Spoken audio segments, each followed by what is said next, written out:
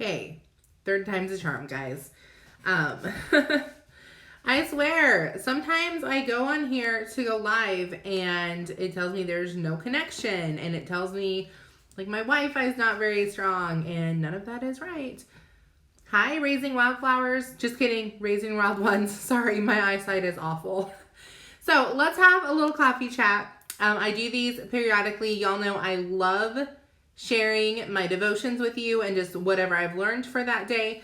I'm going through the book of Genesis. So I'm going to give you a little bit of backstory just in case you're not super familiar with some of the stories. But I thought that, I really thought that today's lesson kind of that I took away was very hard hitting. Talking about forgiveness. If you guys have a hard time forgiving people, drop me a 1 down in the chat, even if you're watching the replay. And guys, I have ones down there, like 1,000 of them, because I'm talking to myself when I talk about this. I am not a person that forgives very easily. And that's something that God just really kind of convicted me of being better about. So let me know if you're someone who maybe you forgive real easy. Let me know that in the chat too, because I know some people do. My husband's a little better at forgiving than I am, at least with certain things. So if you don't know the story, the backstory of this is there are 2 twins named Jacob and Esau. Some of y'all could fill this in probably better than I could, so just bear with me while I give a little backstory for the people who don't know. And the Bible says that Esau was very hairy and Jacob was very smooth. So that was like the big difference between the 2 twins. We talked last time we had a coffee chat, and guys, if you miss some of these, that's fine. If you want to catch the replay, they're over on my YouTube channel. So Helping Hearts Homeschooler, and there's like a playlist with coffee chats and devotions. But we talked about how basically Esau came in from the field, I believe. He was real hungry, and Jacob was like, well, I'll give you this stew if you give me your birthright. And Esau was like, okay, like, here you go. And just kind of threw it to the wind, and he literally traded food for a birthright, which is obviously a lot more. In the big picture, the birthright was way more valuable. So that's a little bit of the backstory. Jacob was already known as kind of a deceiver, kind of a trickster, maybe not the most ethical person in the world, and we'll see now that he definitely wasn't, and neither was his mom. So his dad's name was Isaac. The Bible says that Isaac was old and blind at the point of the story we're talking about today. And I got my notes here so I don't get off on a rabbit trail. Basically, Isaac was supposed to bless Esau and give him a blessing, which basically meant like an inheritance, kind of. Not really, but that's kind of how I look at it in today's layman's terms, I guess. To the firstborn, which was Esau.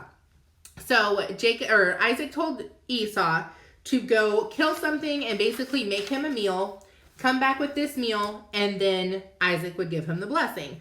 So Esau goes out to hunt like he's told. He does what he's supposed to be doing. Now, Rebecca's their mom.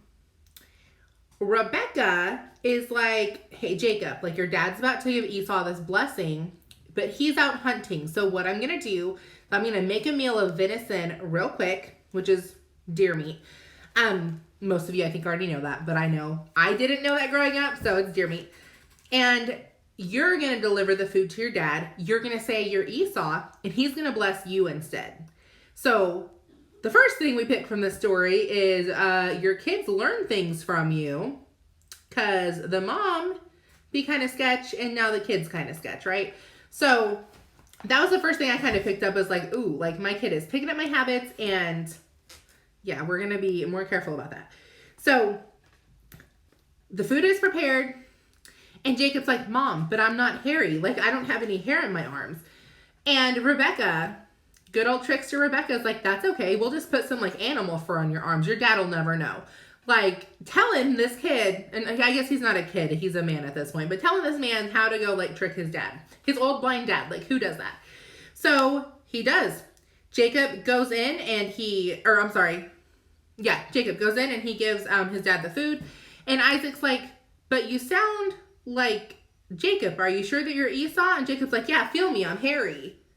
Sure enough, holds his arm out with like the animal fur on him, feels him, he's hairy. So, guess what happens? Isaac eats the food. Isaac blesses Jacob, who's not Esau. And Jacob goes back and tells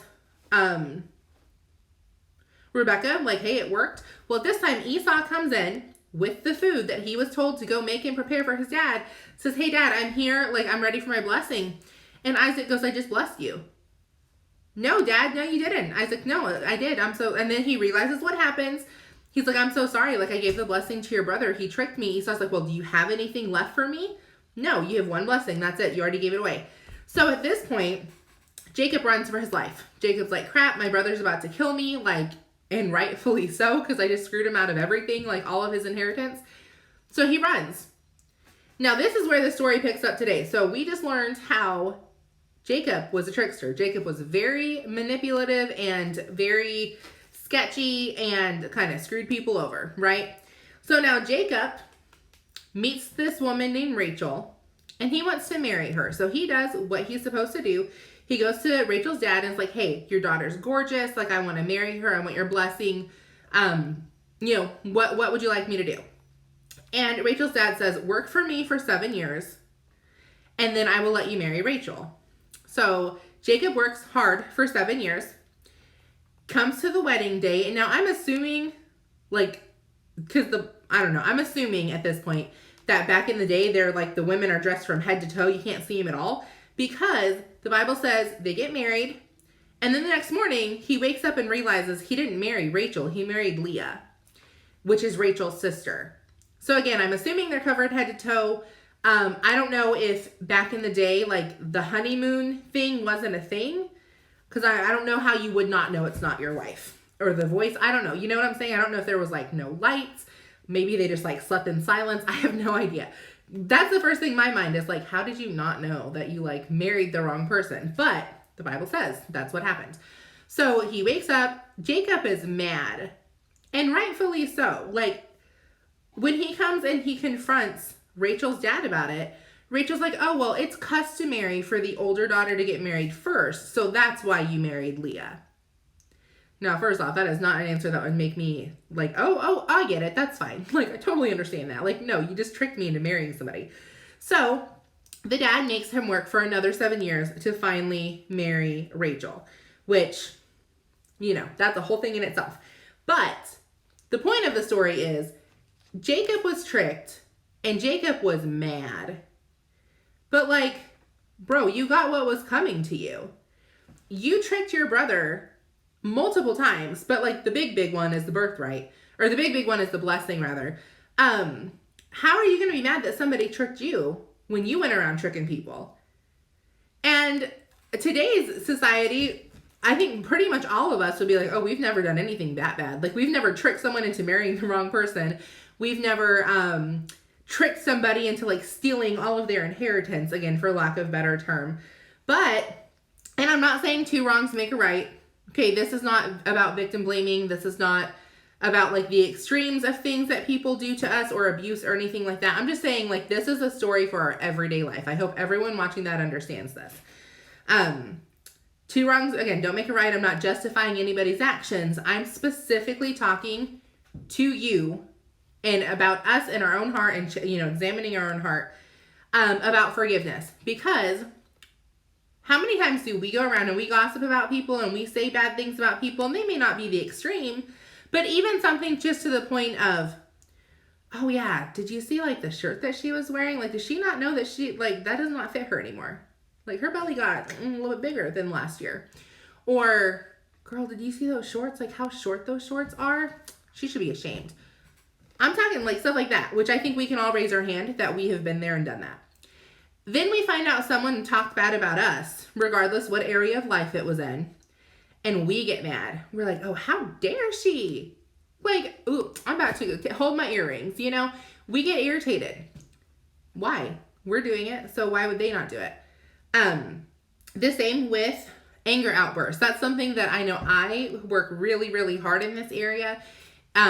Just talking kindly to my husband specifically, because we get like used to them, right? They live with us, and we get to where we think we can talk to them a little bit more disrespectfully than we probably should. I don't know. Maybe you've never done that. Maybe I'm the only non-perfect wife on this live. I have no idea, but I've done it. But then if our husband talks to us in some type of way, again, we're about to throw hands at him, because how dare you talk to me like that? Like, no man's going to disrespect me. You understand what I'm saying? Like, it's easy to look at the other person, but when you have to look back at yourself and you're like, ooh, I do that too. Or attitude. Attitude's another big one. Like, how many times have I gotten sassy with my husband or anybody in general? Just I get irritated and I'm like, please, I'm not doing that. But then when my kid does it to me, I'm like, go stand on the wall. Go stand in the corner. Like, we get irritated when it's given back to us, and we have a hard time forgiving those people. But I think if we looked at forgiveness from the bigger picture of, bro, like, you got what you deserved. If we looked at it from God's standpoint, how many times have we done things that offended him and done things that were wrong toward him, and he still turned around and forgave us? I think it gives us a lot broader picture, I guess. A lot better paradigm of forgiveness and why we should be forgiving people, because the Bible says that sin is sin. It doesn't have to be parallel. So I don't care if they wronged you this way and you wronged them that way, or maybe you didn't wrong them at all, but you wronged somebody else. You guys understand what I'm saying? Like, it's a big spider web. We all go around doing dumb stuff and making dumb choices sometimes. But when someone does it to us, we feel like we have to, like, put ourselves on a pedestal and, oh, I'm not forgiving that person. Like, guys, sin is sin. God looks at it all equal. So if he can forgive us for the dumb crap that we've done, then we should be able to forgive other people. And again, I am talking to myself. I have a personal experience I'm going through right now with forgiveness that I am, like, holding on too tight because I've got some bitterness, I've got some anger, I've got some hurt, and I'm like, no, I don't want to forgive you. Like, but you have to bless and release. Forgiveness isn't for the other person. Forgiveness is for you. Now, yes, it's a Bible command. It's something that pleases God, but I'm just talking, like, on an emotional level and, like, a down to earth. We're talking one-on-one, real life. Forgiveness is not for them. Forgiveness is for you. Forgiveness, it does not help them as much as it helps you. Just like not forgiving, choosing not to forgive, because it's a choice, does not hurt them like you think it's going to, right? We're like, oh, I'm not going to forgive you, and, like, you're going to lose sleep over it. They don't give two craps, guys. They're not losing sleep over nothing. We're the ones losing sleep over that. So I hope that you got some value out of this. If you did, feel free to like, comment, and share. I appreciate all of the support on this channel. I think you guys are awesome, and I love, like, the one-on-one interactions I've gotten to have with some of you guys in the last 30 days or so. So keep that up. Look forward to our next conversation. Bye, guys.